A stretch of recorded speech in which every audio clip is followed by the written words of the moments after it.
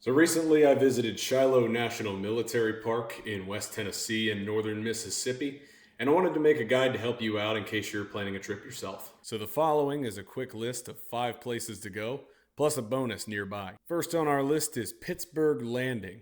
This was the Union Army's headquarters during the battle, and today the Visitor Center and bookstore are here, along with the National Cemetery, where the soldiers who bravely fought here are buried. If you're going to the park, this is where you should start your visit. The visitor center is very nice and probably only takes about 15 minutes to go through. Second on our list is Ruggles Battery and the Hornet's Nest. Now, this is the place where the battle stalled and devolved into a horrific close range stalemates that just lasted for hours. It's one of the first stops on the self guided auto tour, so be sure to pull over here. It's pretty straightforward, there's some interpretive signage, and it should help you out quite a bit. All in all, you get a lot of bang for your buck by visiting this site because you see something of high importance to the site. You see something with a lot of significance without a lot of time commitment. So number 3 is Shiloh Indian Mounds National Historic Landmark. This one's kind of a park within a park. It's featured on the auto tour, but it's an optional detour that you only go into if you purposely drive that way.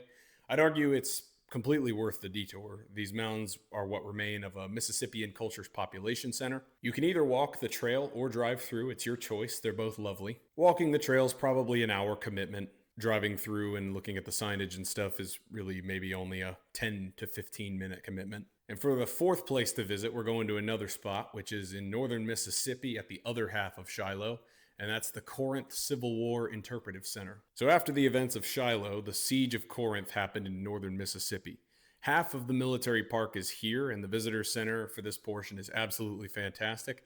I spent about an hour here, and I highly recommend you do the same, especially for this neat sculpture that puts all the major battles of the Civil War on like a visual timeline. It's pretty neat stuff and really helps put the whole war in perspective in terms of the battles and their relationships to one another. And 5th, we have the Corinth Contraband Camp. Now, this is also in northern Mississippi, and it's another place that's absolutely worth visiting. There are, of course, a bunch of different portions of the Corinth battlefield all over the town, but the Corinth Contraband Camp is extremely important. This was a Union-occupied refuge for people escaping slavery. It originated as a literal camp, and it eventually became a self-sustaining community featuring homes, schools, a church, and a hospital where over 6,000 residents lived. Today, it's an interpretive walk that you can really do at your own pace and take as much or as little time as you want. And for one bonus location that's nearby, Parker's Crossroads Battlefield. Now, the reason this is a bonus is that it is not technically part of the park.